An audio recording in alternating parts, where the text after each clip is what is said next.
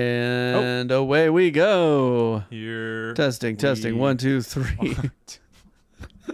We did a mic check before.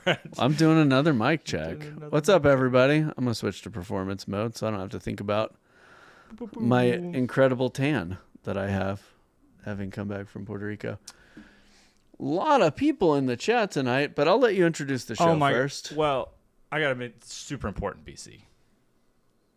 There's two people.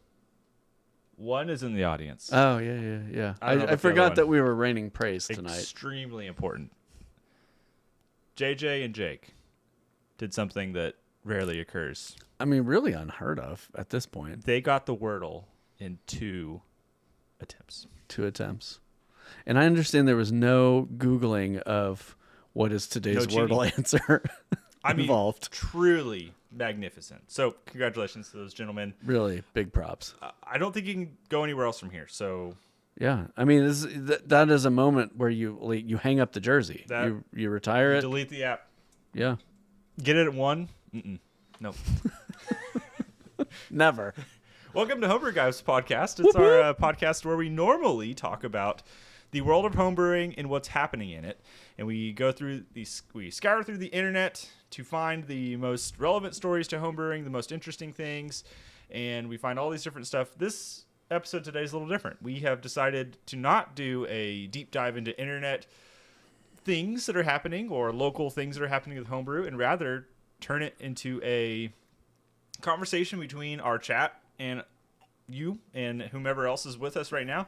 We just want to kind of talk about the various things and questions you have. And so we've hopefully had some people prepare some questions in our from our chats because we prepped them and said today's going to be a little different. If not, we're going to be riffing and just chatting. It'll be a good time. If you're in the car, welcome for an hour of something. We don't know exactly where it's going to go, but we just wanted to try something different. And we'll be back to normal air quotes. You and I have both been kind of busy the last month and a half, and so prep was going to be difficult anyway. Right. It takes kind of a lot to put together the usual show, and I just got back from vacation at midnight on Wednesday, and so I was not feeling up to prepping for a show. Exactly.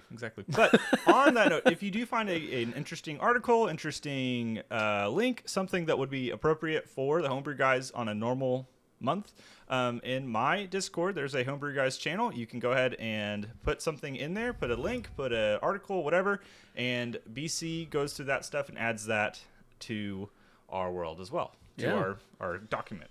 We got a message from Rob Rogers, member for 61 months. 61? 5 years. Says, that's impressive. For Jake, who isn't here tonight, Slayer!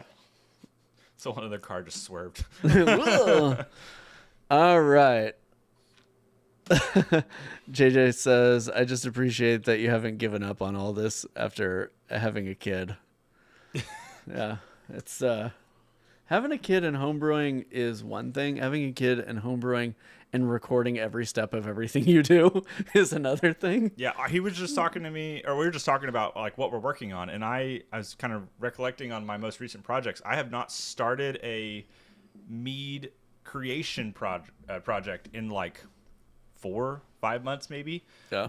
Most of it's been wrapping up things that I've already started, and it's not because I'm like spend more time, and I don't know that I want to record every step of every single mead as a priority when I've done that 10,000 times, it feels like, at this point.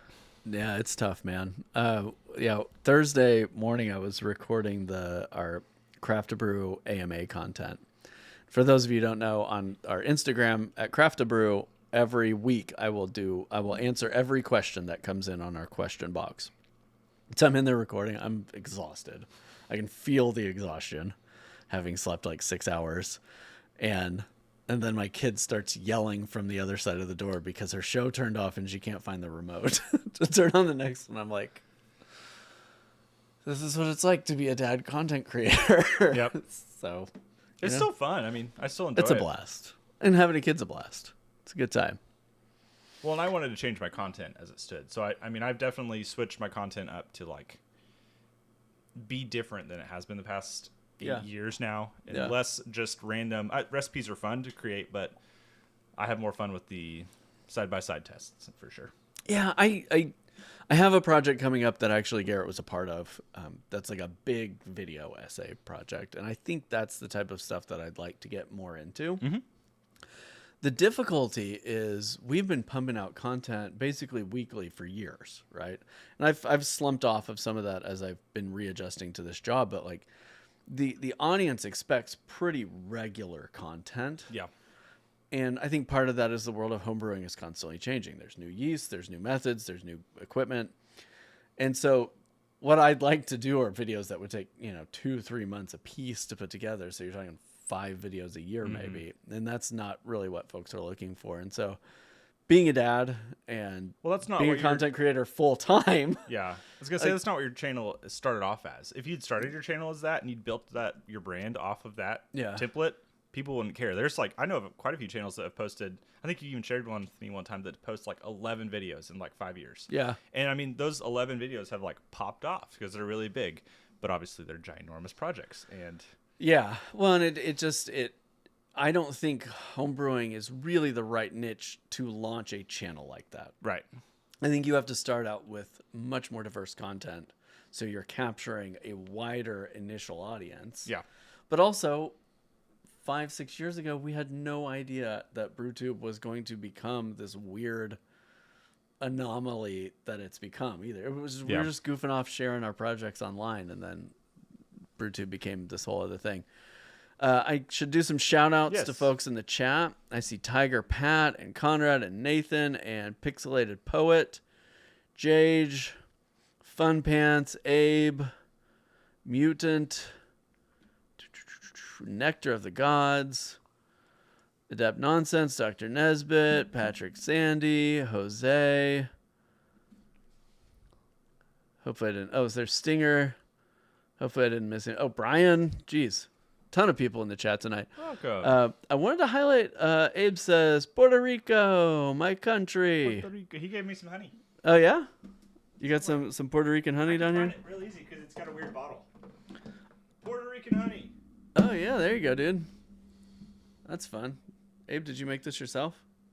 Apieros la Reina. Interesting. Yeah, I just spent the last week in Puerto Rico. And so we stayed at Condado Beach, got a condo, went to Old San Juan, did the whole tourist adventure of Puerto Rico. It's my second time being there, but the first time I was there for 24 hours. Yeah, so you were there I got to 7 days. Spend a whole week. Somewhat less. Yeah, and I really got to become Puerto Rican for a little while. Got to practice my Spanish. I mean, I got a nice tan and I picked up a little extra Spanish. So. I'll just joke that you came back with an accent. Didn't come back with an accent. No, it was interesting because I've been practicing Spanish almost every day since the 1st of January. That was my New Year's resolution. Anna knows a little bit.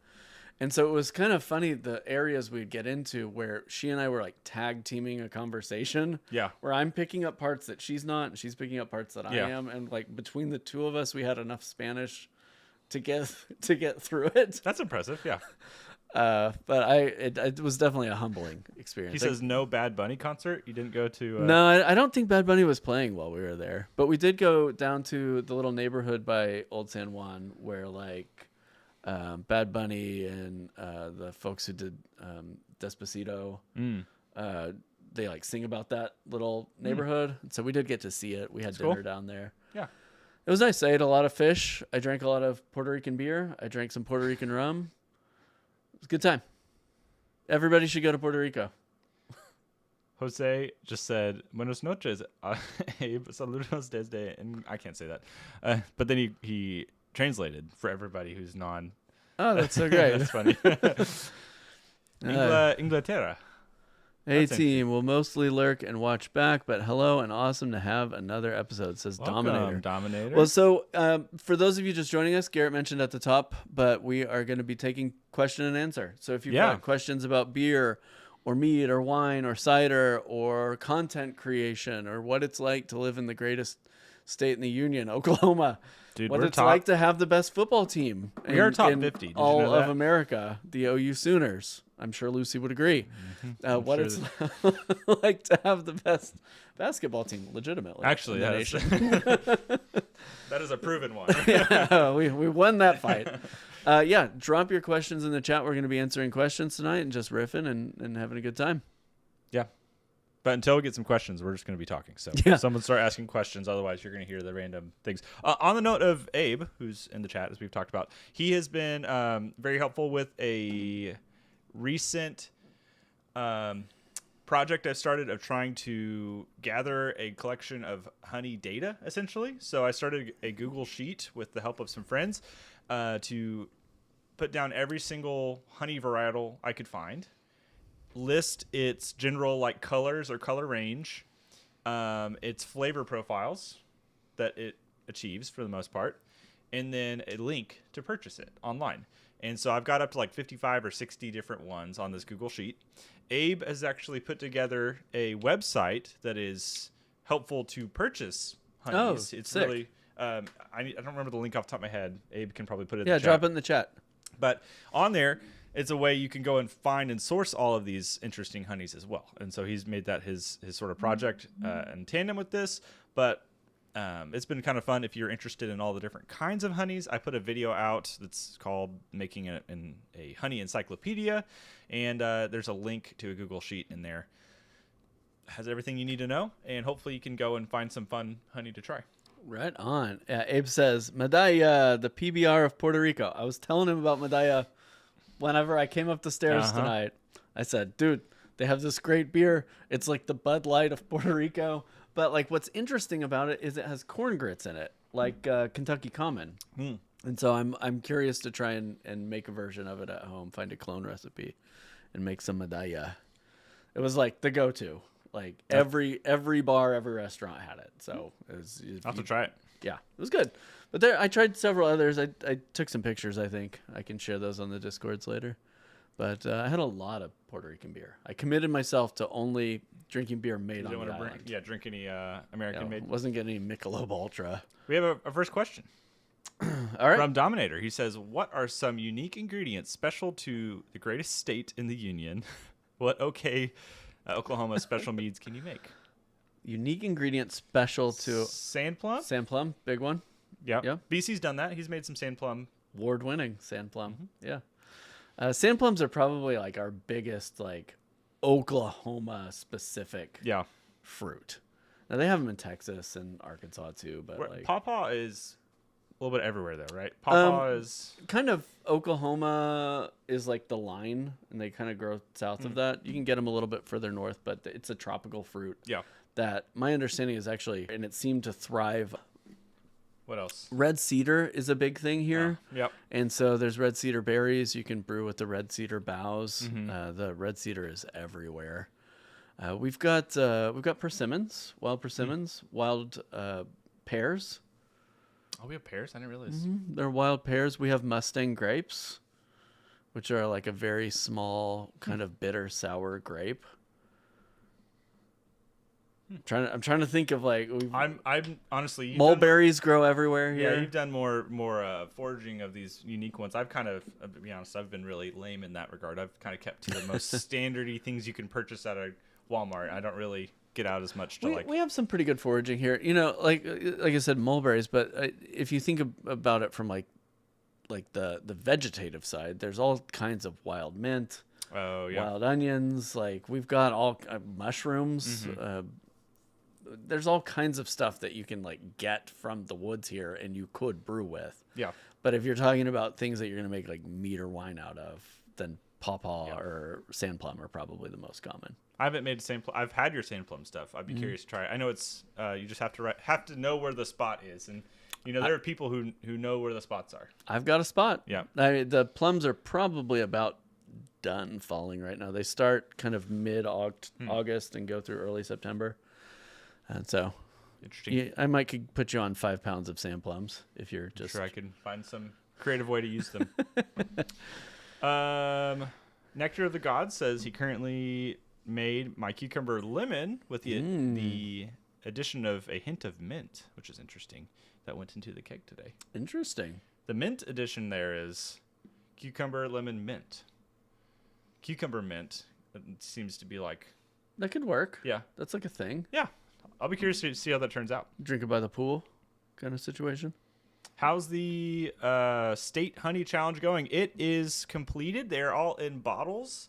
I let them ferment all for about 2 weeks. They're in a medley of half-gallon and full-gallon fermenters, so I didn't want them to age with a bunch of headspace.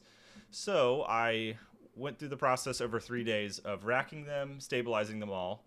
The next day, I back-sweetened, added a clarifier to all of them, to the same point. And then the third day, I bottled them all. And they're in boxes right now. I'm planning on doing a tasting, I should say, in probably January. Okay. Give them some time to age. Since they're all about 10%. Yeah. You want them to mellow out. So are you back sweetening all those? They're all back sweetened to about 10, 20. Okay. With the original honeys, of course. Right on. So Tim asks, did we ever see the result of the mead where BC's kid went wild in the grocery store picking ingredients? Not yet. We've got to get back there and get it sweetened. Mm-hmm. It is racked over. It's a full gallon, so I'm probably going to have to remove some to sweeten it. I just haven't found the time to get back there and do it yet. But it should be nicely aged. It's crystal clear. So we'll maybe just rack it onto a little bit of honey, get it sweetened up, and then see what happens from there. Yeah. She's kind of lost interest in that project. Well, it's fair. I mean, she probably doesn't even remember much about it. She's not going to get to taste it. Yeah. No, she did. She did ask me about it the other day. She said, "When are we going to sweeten my mead?" And I was like, "That feels like a call out." So I guess soon. Get it together, Dad. So yeah, I don't know. It's stabilized and sitting back there all cleared up. So it's ready for sweetening. Nectar of the Gods asked right above that, "What is the craziest combination of ingredients you've done that works?" That last part that works is the hard part. So the craziest one I've done that works is the question mark there. Was watermelon, lemon, habanero, sage. Okay. And it was interesting. Did it work? Kind of. I mean, I was pleasantly surprised, but I wasn't losing my mind over it. Yeah. You know, I think my pepper zephyr recipe is probably my favorite mix of like a bunch of different stuff. And it's one of those recipes where it's not intended to taste really like anything in particular. Yeah. It's just supposed to taste like spicy, fruity mead. So you've got different fruit juices. I think there's blueberry and pineapple. And then you've got dried peppers. And like it's like a whole amalgam. And everything just comes together really cohesively. I will say, I do have one that has been interesting. It's a mixed berry mead, blueberry, blackberry, raspberry. And it has cacao nibs in it and ancho chili, and that was pretty interesting. It's got a lot of interesting flavors. I like ancho with chocolate. So not that that's crazy, like a Mexican chocolate. Yeah, like that's a very typical thing, but that was interesting. Tasted pretty good. Dr. Nesbitt says, I keep hearing about Sean's honey. Where can I get this? His website is not great. But like you can just like email him, right? You can email, or he's like on Facebook. I bet if you go on my Discord server and run the !honey command, it's in there. Catch up with that. Yeah, but he's got great honey. The Lahua, the Mango Blossom. I used his Mango Blossom for Dewajniak. That is aging really nicely. Yeah. I did. I have some of his main Blossom. That's pretty good too. Yeah. Good honey, good price. A lot of times they'll run sales on it where you can get buy one, get one. I feel good supporting him because he's they have the most like amazing bags of all time. I don't know how those things they're literally woven from kryptonite. It's really amazing. I saw another one here. Adept Nonsense says, any group projects / brews or fun contests like Hydromel Hero, either of you hoping to start? I am going to do another Hydromel Hero, which was a competition that we did on my Discord server. I'm going to start another one soon-ish. I've got to iron out the details for it, but that was a lot of fun. We had 19 entries come in. Charlie and I tasted them over like 2.5 hours on a live stream. It was a blast. Yeah. You got anything like that coming up? Nothing coming up. I would love to, if I had the time and ability, to do another year of Ultimate Mead Maker. As much of a pain as it was to arrange that, those 2 years I did it, it was a lot of fun. Like the end product is really cool. I would always just struggle after committing all the money it was to create the project, all the time editing the videos, releasing the videos, and then seeing the amount of clicks that it would get to justify whether or not it was worth it to do it again. And I did it 2 years in a row because it's honestly super fun. And I think I would do it again. I just would go in with the expectation of I'm going to lose money, and this is going to be, for lack of a better term, a waste of my time. Those projects are hard. But it was super fun. I mean, I look back at that, I'm like, I'm sure you have this too. Some of the most proud you are of videos. Like that whole set of videos, a bunch of them, I'm so proud of them over all the stupid stuff that makes it big. So that means a lot to me, but then it's hard to justify, like, sorry, babe, I had to spend like $800 on this like video that accrued like, 700 views. Yeah. I've got one coming up that Garrett was a part of that was basically a $300 video. Mm-hmm. And it's a single gimmick. It's not like that. I'm not sending stuff all over the country or anything. I spent $300 on a single. I mean, the package was like this big. Mm-hmm. And you do that and you're like, and I talked to Ann about it. I said, okay, I'm looking at this thing. I'm probably going to buy it. It's 100 years old and I want to brew it. And I was like really hemming and hawing over it. And she looked at me and she's like, you're going to regret it if you don't just buy it. And so I was like, okay, boom, purchased. You're like, I got the okay. I got the okay. And honestly, I got a little shame from her for not just doing it. After you post this, I don't know.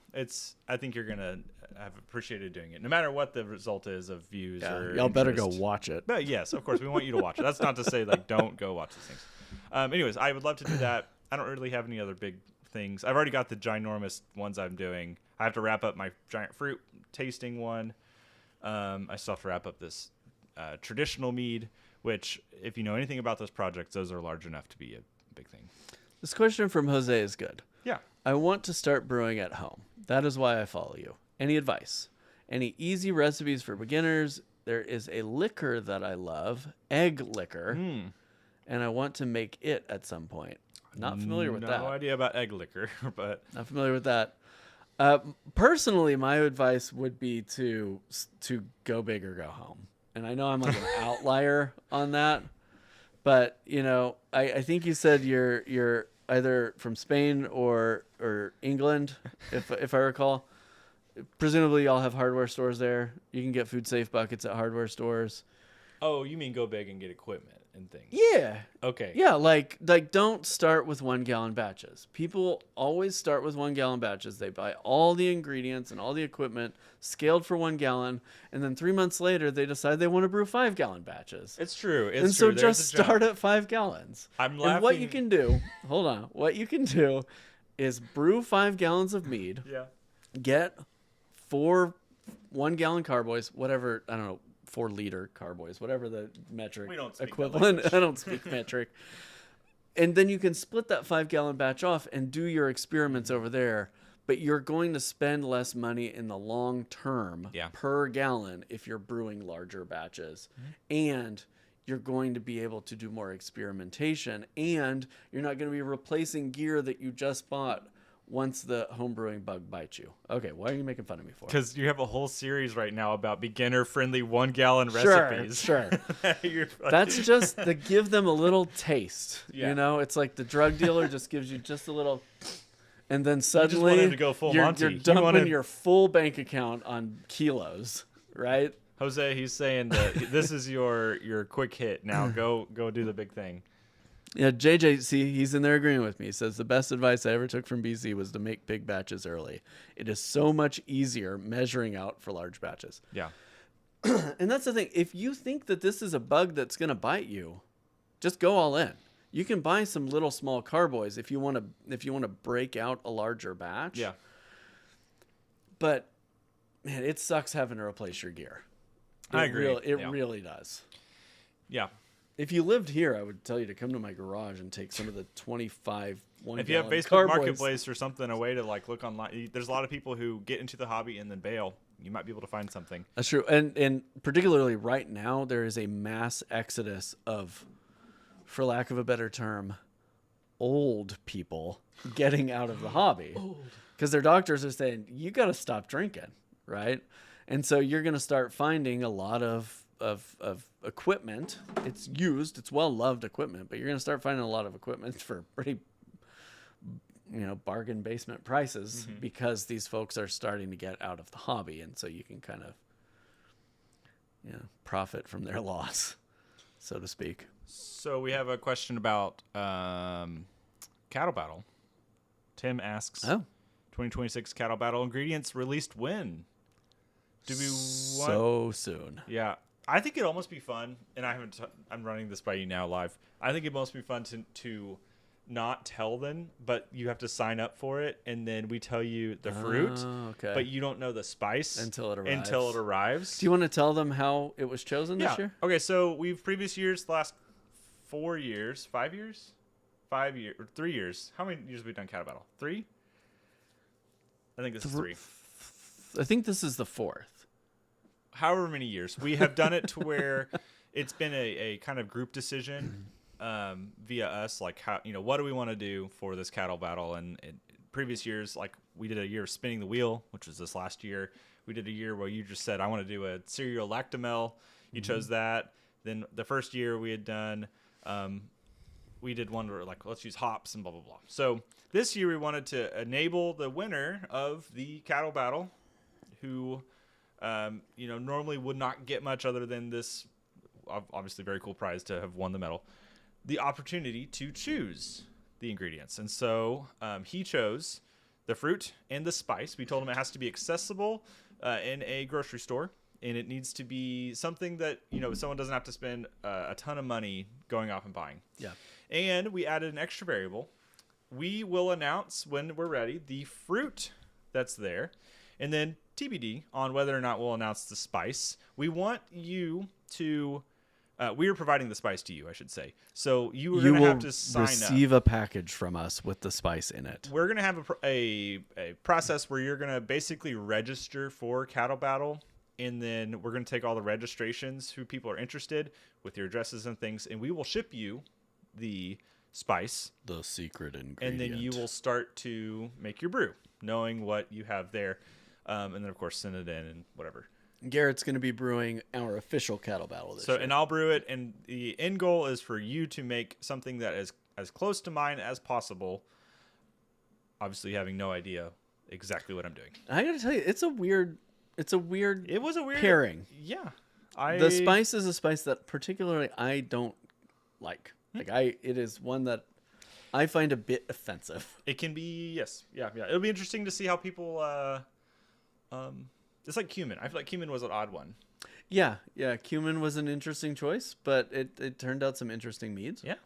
So maybe this one is more in line with the fruit, I think, that was chosen, but it's still a little... I would have never picked it, personally. Yeah. It wouldn't even have crossed my mind. So we're going to decide whether or not we announce the spice or if we are going to send it to you, and you will not know what it is until you receive it. And then I'm sure people will go off and say, because... Let's be real. That's the internet. Tim says kiwi cilantro. Got it. Stinger asks, do you tell us hydromel or still? We don't tell you anything about it. We just tell you the ingredients, and then you have to try and guess what Garrett is going to make. Yep. So it's a fun one. It's tough. Like, I think the hardest year we've had yet was the cereal lactomel, because there are so many cereals, and BC made 4 for his one, and then he picked one of the 4. I picked the best one. Yeah. So obviously, like, there's just a lot of layers there. So yes, it's a bit of a, I'm not gonna say it's a crapshoot, but also it's tough. It's a tough one. It's fun though. Yeah. I'm willing to get spice sickness judging it again this year, says JJ. Stinger says over 100 years ? So I don't want to spoil the video that I have coming up, but there's only 30 or so people watching right now, so I can spoil it for you. I purchased from a collection a beer brewing kit, like it just same as like the Craft Brew kits or the Mr. Beer kits that you would get nowadays. That was pre-prohibition. And it looked And then Garrett came over and we brewed it into a beer. And we did it a little different, which was it was really fun to shoot this way.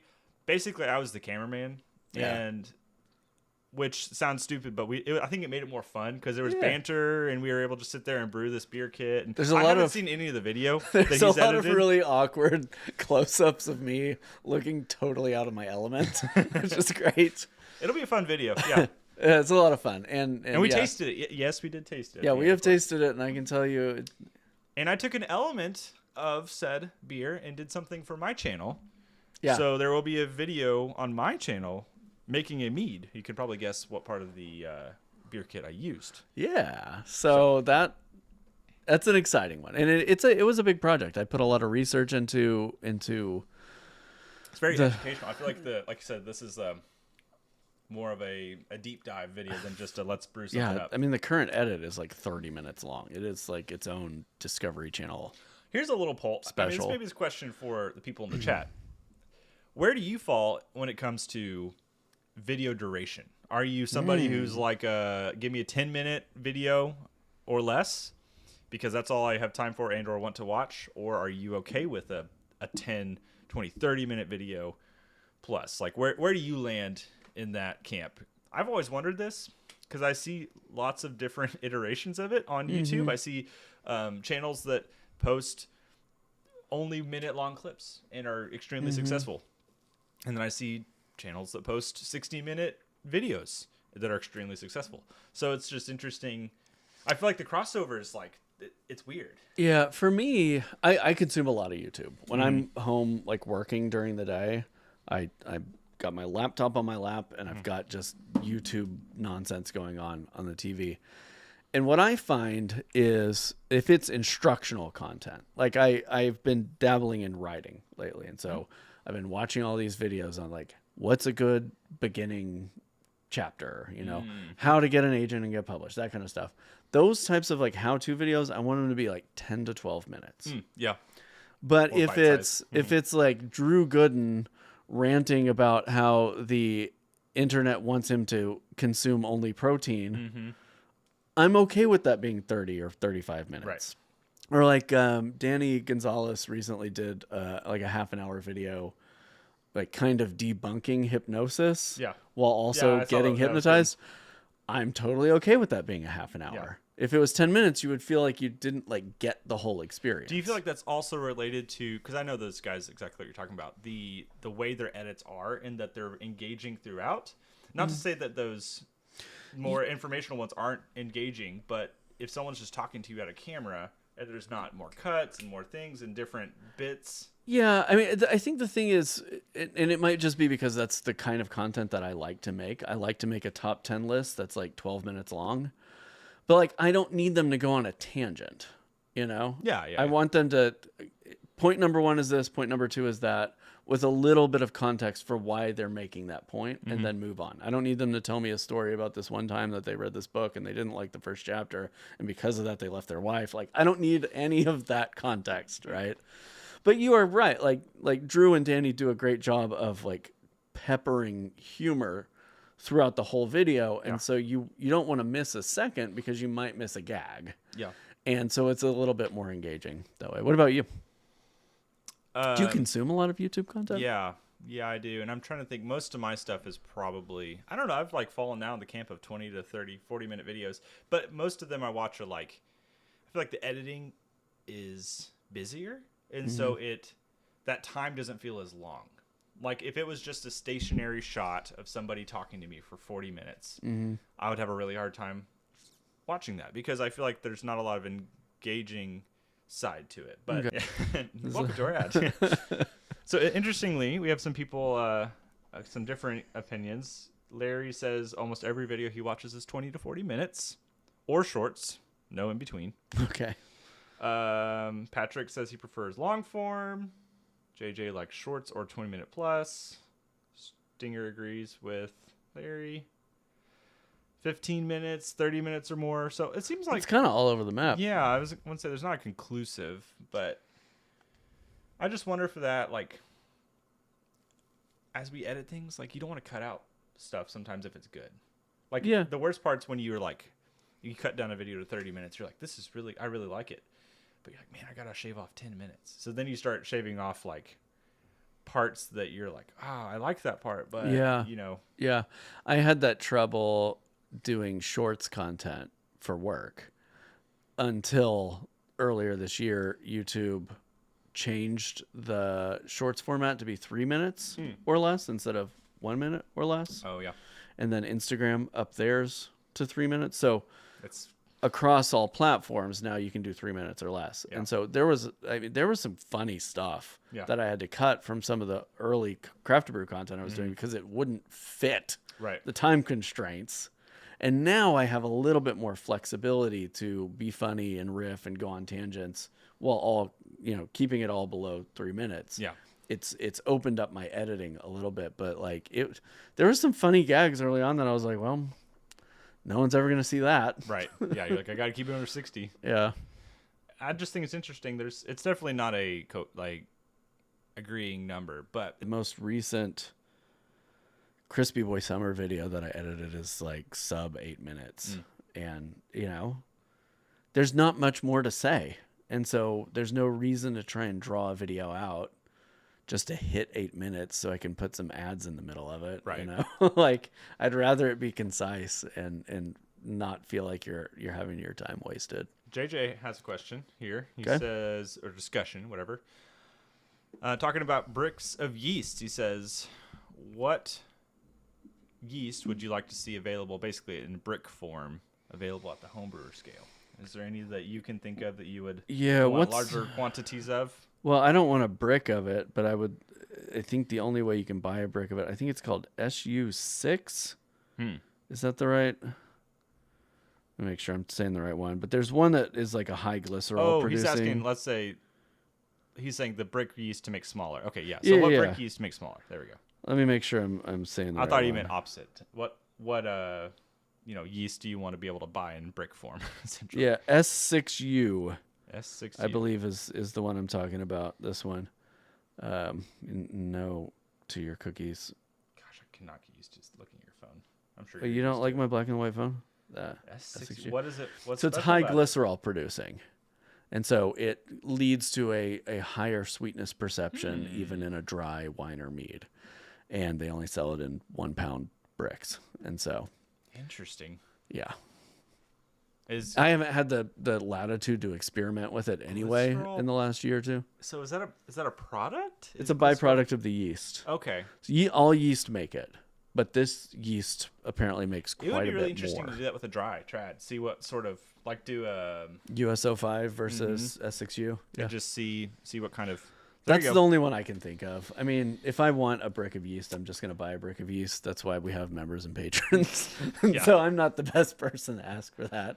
Is there a yeast you've been lusting after? No, I mean, honestly, I just I keep all to this basic home base of the K1V1s, 71Bs. I'm not getting experimental necessarily to say I really have to have this one. I probably should be. It'd be fun. Dr. Nesbitt has a very serious one. He says, would you rather fight 1 horse-sized duck or 100 duck-sized horses? So, horses are pretty breakable, right? If a horse breaks its ankle or its knee, they just shoot it. They don't take it to the vet. So you're saying you're not afraid of the horse-sized duck? No, I think I would be afraid of a duck that towers over me. Yeah. But a bunch of horses, I'll just kick them all on their knees, right? Just kick their knees out from under them. Right? There's 100 of them. What are you going to do? This is 100. Grab a baseball bat and go to town. You ever had a goose come at you, man? There's a little bit I had a swan come at me once, but not a goose. I hate geese, man. I had a goose over at Lake Hefner all the time. I'd be running, and they're the meanest little creatures. Yeah, so just in case y'all don't know this, I'm Ward 6 Oklahoma City Game and Fish Commissioner. That's a little side gig I've got going on. And we used to have some ladies out at Lake Hefner. I don't know if they still do it, but they would bring 50-pound sacks of duck food to feed and dump it out in the water for the ducks and the geese to eat. Oh my gosh. And it was creating this environmental catastrophe out there because they were tearing up the soil. They were crapping everywhere, ruining the water. And it's illegal. It's federally illegal to feed The wildlife. the wildlife. Like, we were like, do we have to get a federal game warden to come out and arrest these like 80-year-old puts on his hat. blue-haired little old ladies? Like, and so I don't know if they've stopped at this point, but it was like a big deal for like 2 years. We were trying to get these ladies to stop feeding the ducks. And so they're probably part of your problem. You know, that goose is like, He knows. yeah, so I smell barley. I'm coming for you. I don't know, man. I don't know. I think I would rather. I'd probably agree. The 100. Their bills are strong. It's a big. I mean, they'll just take your head right off. Don't screw around. We with only talk about the serious stuff here. So aquatic avians. Stinger's saying you should release some blooper reels for your shorts. I might do that. So the problem with that is I would have to save that content. And yeah, I delete stuff almost as soon when you're as editing. it's Half the posted. time, it's like, nope, you just move on. There's like very few times where you're like, oh, I should save that for like a extra. I produce something on the order of like 24 minute to 3-minute videos per week. Mm-hmm. And so finding the time to set aside some bloopers. You'd have to be really intentional to say, like, I know I'm going to create one out of all of this content. I'm not saying no, but I'm saying it would add yet another extra layer of complication on top of my work week. Right. Maybe.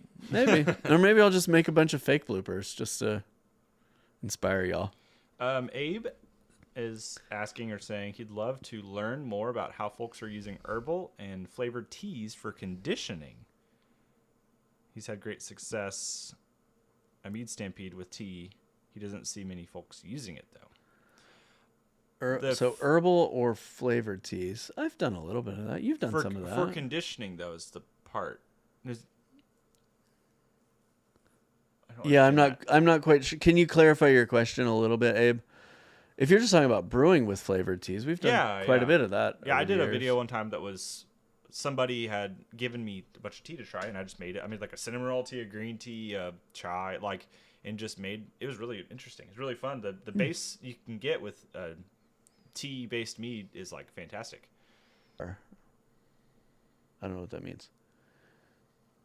So I do think that's an interesting thing to try, though, to use just dried tea as like a dry hop or hibiscus steeping, or like, I never thought about that. That could be. We do that with like coffee. What's the difference between doing that with coffee? I read this article while I was on vacation about matcha and how the old school matcha experts are bewildered by the popularity of matcha over the last 5 years.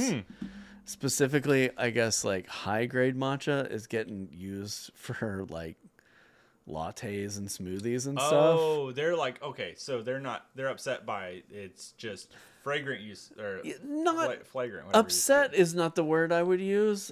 Like, just kind of confused, I guess. But like, also, there's not a high amount of matcha produced worldwide. They said it was like 6,000 tons or something, which does not seem like that much when Starbucks is putting it in everything. Yeah. And so they were mostly like, well, it seems like y'all are wasting a lot of good matcha on a lot of bad drinks, but you do you. Yeah, I mean, as long as it's getting, I don't know. That is interesting. I don't really drink a lot of matcha, so. I don't drink tea. I'm not a tea guy. Maybe like some our sweet friend Tony, tea. he's a tea now wine sommelier, and so there was a time where he was trying to get me into tea, and I don't have the patience for it. I'll be honest. I don't like to do it right, where you're getting not only expensive tea, but you're having to get the exact temperature and do the little pour and and all that. I don't have the patience for this. We went to a tea house when we were in Montreal. And a really nice lady. Really fun experience. She was really sweet. But I couldn't find the appreciation that he and his buddy had for it. Because I was like, it doesn't taste like... I don't know. It was... Yeah, I'm with you. This is going to sound like an addict. But for I'm something... not addicted, I swear. For something to give me that amount of thrill, I feel like it needs to have some kind of inebriating or psychedelic effect. If I'm not getting sloshed, then it is not worth my time. I mean, I will drink a glass of tea. Yeah. Una taza de té. That's Spanish. But I'm not chasing like the thrill of finding the world's best tea, right? I feel like it'd be wasted on me. Honestly. But like I want a buzz. And like Yeah. I can get a caffeine buzz. So, like as far as you can mess up tea way easier than you can mess up coffee. Yeah. Coffee's Yeah. like, for the most part, It's a little more forgiving. You know, there's a range of hot water for the most part, you know. Yeah. Tea is like, if you don't use 157.5 on this green tea leaf, you're gonna get I watched a video once of I think it was a Japanese tea master, and he was explaining that you had just before the tea kettle whistles. So you're just you're like, and as soon as it's getting to that, you got to turn it off, and that's when you put but if it boils, even if it boils and cools back down, you've ruined your tea. That doesn't make sense. I don't know, man. If the water cools, you're out. I'm not a tea guy, but I recently switched to pour over coffee. I'd been a sucker for instant for the last year or so because I hate making coffee. Yep. And I don't want like a drip pot, so I switched to pour over. And it has been like this whole like, how fine do I grind the beans? Yeah. Oh, this is too fine. This is not fine enough. I didn't put too much. I didn't put too little. You know, it's just like, I don't know. Maybe that's the thing is I'm just too lazy to figure out the tea side. yeah, you got to drink a lot of bad coffee to figure out your process. Video quality is unwell, Uh-oh. says a random person. Well, sorry. Patrick Sandy says they have hundreds of dollars of high-end teas. So we are talking maybe to the wrong group. Maybe we should be tea lovers. Just check our internet connection here. Yeah, someone else. Tim says bit shaky here and there, but I've been streaming off my phone. Sorry, guys. This is not this is not an Ethernet. This is like a phone line. Because I thought that was an Ethernet. Yeah. And I was just gonna hardwire. I mean, we're on performance mode, and we're on the extender. So there's not much. It looks like it's doing fine over there. If you want to know what you missed, you can go to the podcast episode where the audio does not skip. You can check that out. Sorry about that. We're dealing with my upstairs. We have an extender, but we're on terrible Wi-Fi. They've yet to put fiber in, and I'm just waiting for the day they put fiber. Yeah. Well, I mean, I don't know what to do, guys. Sorry that it's a little laggy at this point. At some point, I'll convince Garrett to get an Ethernet up here. Do you think they would do it? Would Cox get up here and run a line? No, you're gonna have to get like an electrician to come drop a line up. It wouldn't be hard. It's just You can do it yourself. You just tie a string around it and feed it through down the wall. I have to figure out what it is. Nathan says, "Have you guys brewed hard kombucha?" Kind of. I have one. I have one in primary right now where I put a kombucha SCOBY into a session mead, and the SCOBY got pushed up into the neck of the carboy. Ooh. And so there was, it was a little problematic at first. I had to get a chopstick and punch a hole into the SCOBY to let the gas out. It was really intense. And then I think the alcohol of the mead killed the SCOBY because it just turned like white and papery. Okay. So I think I killed it. So we'll see if it tastes good. I opened it and it smells wretched. Yeah. So I don't think it's going to taste good. I've never done kombucha. I've always wanted to, but you can't cross your equipment. My last 2 batches of kombucha got mold on top too. I don't want to accidentally somehow get. I mean, I have so much stuff. I don't want to have to remember that this bucket over here is for the. So I just haven't tried it, but it sounds fun. How hot is it up there? Maybe next year I'll help. You know what? There you go, man. We can get it done. Where's your router at? So this is the end of the garage, right? Here's where the router would be. Gotcha. Yeah, it looks like it's lagging for you over there. Well, I will make that a project. yeah, you have crap internet service up here. It's weird because I'm used to at my house, my Wi-Fi runs at like 300 megabit, and then I come here and it's like 7. It's so, and it's the worst because they're like, they'll say like it's just peak hours, and you're like, it doesn't matter. I pay for a gigabyte of download and like 150 upload. Like, don't care that it's peak hours. Yeah. That's crap. How much of your brew space did you have to DIY? This bar was bought. I couldn't build that, but I have a table over here that was DIY. It's pretty cool too. This was all DIY. That stuff. Pretty much, I mean, a lot of this room actually is, other than the stuff you can't like DIY, like a fridge, like, you know, or cabinets. I'm not going to make cabinets. For the most part, a fair amount, honestly. Yeah, I mean, all mine's DIY. Yours is, yeah, especially the Craft Brew space. Craft Brew space was a 3-day project installing all that, like cutting and installing all the paneling. It was, and building the workbench was a custom build. Yeah, I mean, we're not millionaires, so. No, this bar was very expensive to buy, and I was like, okay, this is going to be like forever more the centerpiece. Yeah. But, I mean, it's worked well. It's bad for sitting behind, but it's good for standing behind for normal videos. All right, we have time for like 1 or 2 more questions, and then probably should... We'll close it down, and next month we'll have. I think we're gonna try to plan. Well, actually, we're running up on Oktoberfest this time next month. We normally shoot for this around the last weekend of the month, but we have an event the end of September that is called Grovetoberfest. I think is what they call it. Homebrew pouring event, opportunity for people who are in Edmond or Oklahoma City, whatever, to come up and taste some brews. So we'll put some information out about that. If we can maybe plan to do a different weekend, then we can probably sort something out.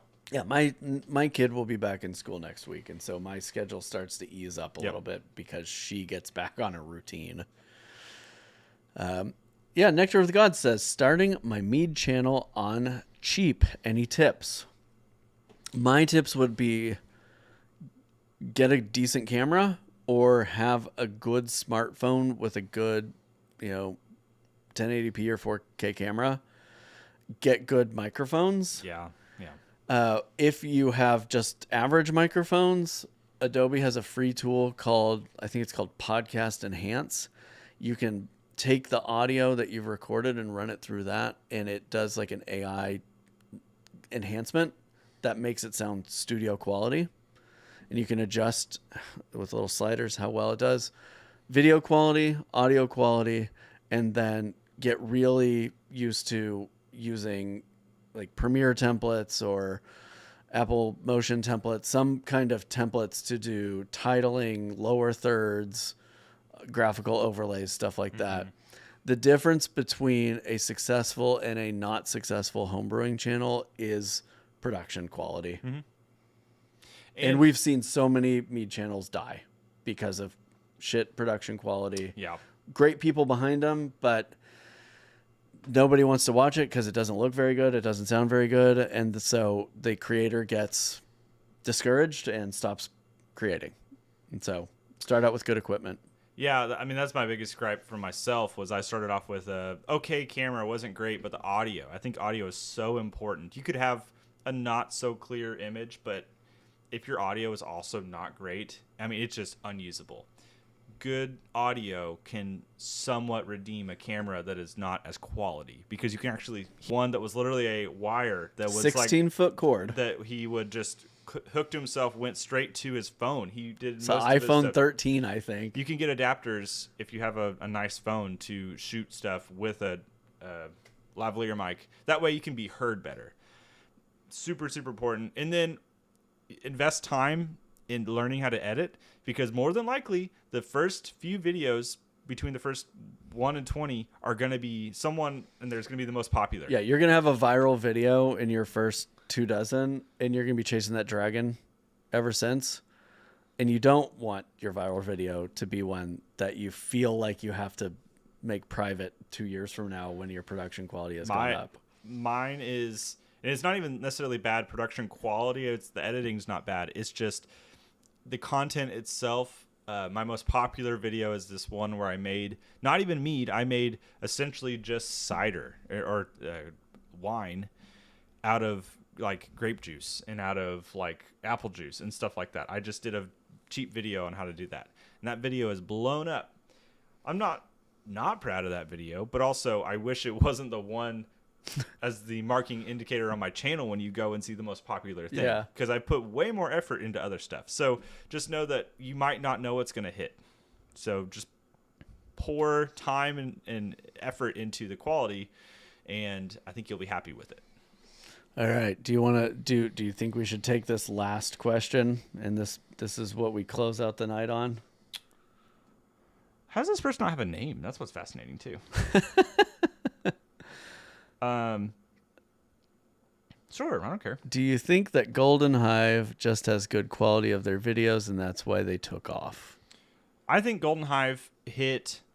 They were one of the first ones to do a shorts algorithm, which is very helpful because I think that was a niche that wasn't really tapped into. Mm-hmm. That's very helpful. Mm-hmm. And he invested time into doing the shorter things. And so people wanted that content, and it hit a niche. And then I think he just through doing maybe non-normal mead making practices hit an audience that would have never touched mead if he had never made a video about Monster, whatever it is, Mountain Dew, Mm-hmm. Monster, all those things. He would not be where he is now, because I think the traditional mead is not that appealing to the average viewer.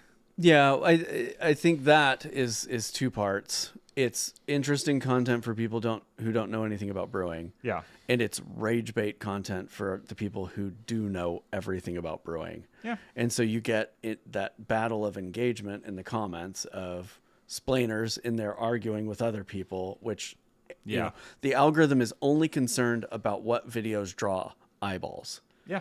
And so if people are arguing in the comments, if people are engaging with the video, if people are sharing it and saying, hey, look what this goober did with Mountain Dew, the algorithm sees eyeballs watching a video and it says, everybody must like this content. And so you're right. It hit at the right time because like we were kind of in a homebrewing slump and there wasn't that kind of content out there. But specifically, the content is catered toward gaming the algorithm. Yeah. And then layer on top of that, what happens when you have a video pop off like that? I can give an example. Recently on Craft Brew's YouTube, we had a video pop off to 500,000 views, right? 500,000 views. We gained 6,000 subscribers from that, almost 7,000. So every viral video you have, you can expect to get a huge bump in subscribers. And then all of that energy carries over for the following few videos. Yeah. Yeah. And so 2 or 3 viral hits lead to some momentum that grows the channel. And then what we've seen generally is that plateaus. And so you kind of hit a mark. And TikTok is the best platform for that kind of stuff because they fake viral things. Their algorithm is set up to make you feel like you've gone viral, to encourage you to remain on the platform chasing that dragon over and over again. And so there were a lot of, I think, circumstances that led to it. And they think the one thing we can be thankful for is we don't really hear about him much these days. But when I do hear about his channel, I'm really thankful that he showed me that I could do this at home. And I'm really thankful I found you and Garrett for teaching me how to do it right. And so I think that's a sentiment that can make me comfortable with the world we live in. Well, and on that note, just a learning lesson from his experience, and I haven't personally talked to him at length about this, so I don't know truly what his opinion is, but I think when you have the hit of a video that might not be on topic, you have to cater your content now to that new thing. You have to make a more outrageous mead in order to get the people to come back that you got originally. Yeah. And that becomes your identity. That becomes who you are. And personally, I think BC would agree with this. I don't want the legacy of my channel when we quit eventually to be, he was the guy who did this. For example, I fought one that was the Amaretti. I became the Amaretti guy And there's nothing wrong with Amaretti, but I did not want my identity 5 years ago Yeah. to be known as the Amaretti guy because I was using it in my videos. It took me a long time to break out of that. Yeah. And I think only older people would know that that was a thing that I used a fair amount of. But at the end of the day, I want my legacy to be a quality mead maker who educated people and who tried to create something more for the community. Yeah, I think there are like distinctly two types of content creators in the how-to space. They're the people who just want to share what they've learned or share their experiences, and they're the people who want to be famous. Yeah. And I think those are generally always going to be in conflict. Yeah. I feel like they can overlap slightly, but there is a side of your deviant side of your brain. When you get a hit of like views, there is some like crazy dopamine. I can't imagine what these streamers who get like, if I was a Mr. Beast and I got 25 million views on a video in 8 hours, oh dude, I'd be feeling some way, like sure. It's nice like, to feel successful. I think there's a point where it can corrupt you a little bit, and so and then you start selling $90 mead kits. That's a choice. Point being, I think that I would not say that his presence is bad at all for the community. I think it's been helpful, like I said, as a bridge to get people into the hobby, and that's very helpful. Okay, here's a good one for us to end on. Okay. The Craft to Brew King of the Hill series was fun. What are your favorite parts of the new Homebrew episode? So that series was fun. We're gonna do some fun things too. So did you watch the new King of the Hill yet? So season 14 is out. Episode 2. Does Bobby, it pick up where it left off, basically? No, it's like a 10-year time leap. Okay. And so like Bobby's finished college he didn't go to college. He started his own restaurant and his friends are in college, right? But episode 2, spoiler alert, earmuffs, they get into homebrewing. Hank sees at Megalomart a homebrewing, like a 3-tier beer kit, and he's like, I'm going to make beer. And then Bobby drinks his beer and he's like, I can make better beer than you. And so there's this like rivalry, and they decide to go to this big beer competition in Dallas to see who will get, the prize for the better beer. And so they don't give a lot of details about what the beers are. So you have to kind of like watch the episode, look in the background, see what they're doing to kind of come up with an idea for what Bobby's and Hank's beers were like. I see. And so I did that, and then I brewed each of them. So the end of the episode, Peggy's drunk in the backyard, and she decides to mix both beers together, and she calls it Peggy's Ale. And so what we're going to do when I bottle them, I'm going to do a blend? Yeah, a couple bottles separate and then a couple bottles blended. Nice. And then taste all 3 beers to see which one? What's what. Yeah. That's fun. So I think my favorite part of the episode was seeing the animators completely misunderstanding how beer brewing works. Because Hank is like cranking out beers. Yeah. But Hank's favorite beer is a lager. And so there's no way he's just cranking out lagers left and right. Did he do a diacetyl rest? And so like there's this one shot of Hank pouring hops into his beer, and he's brewing 5-gallon batches. I'm telling you, he pours like a 1.5 gallon bucket of fresh hops into his beer, which is like an absurd amount of hops. And so like it was fun to me to be like, the whole episode just like, all of this is wrong. Right. Everything these guys are doing is wrong. But it'd be fun to recreate it exactly how he did it. Use closer to the ratios. Be like, no, it was because like I did a 1 gallon batch, and I decided to overhop it because it was clear that Hank was overhopping his beer, but I used like an ounce extra of hops, not what would have been probably 8-9 ounces of hops. Just a clean half pound. It's all good. It was a lot of fun. All right, you wanna. Yeah. Carry us out. All right, so we are going to be back. We don't have an exact date and time, but we would hopefully plan an episode for September. If you would like to add any stories you find, discover anything on the internet that is relevant or fun about homebrewing, feel free to share it on my Discord. You can find a link and some things somewhere, and we can direct you to that. But this has been a kind of more ranting version of the Homebrew Guys podcast. Excuse me. So I don't know if people enjoyed that, or maybe they like a different thing. I don't I'd be know. curious to hear we'll see the reviews. We'll watch the reviews as they come in. Yeah. And hopefully we'll have another episode in, I don't know, 40 days or so. We're going to really, him and I have agreed we need to get on like more of a schedule way ahead. Because sometimes it's like, hey, we want to do an episode this weekend? Sure. So if we can get on the ball of like getting ahead, we'll do it. Sure. At the end of next month, if you are local to Oklahoma City, Edmond, there is a pouring event. Details will be in the Discord. Our Discords will post something about it. If you would like to come taste some mead and beer, it'll be a fun time. Other than that, I don't have anything else. All right. Well, until next time, happy brewing. Stay safe. Drink responsibly. Mm-hmm. And summer's almost over. It's over for me, so. Yeah. It's fall, y'all. All right. Cheers. Have a wonderful evening.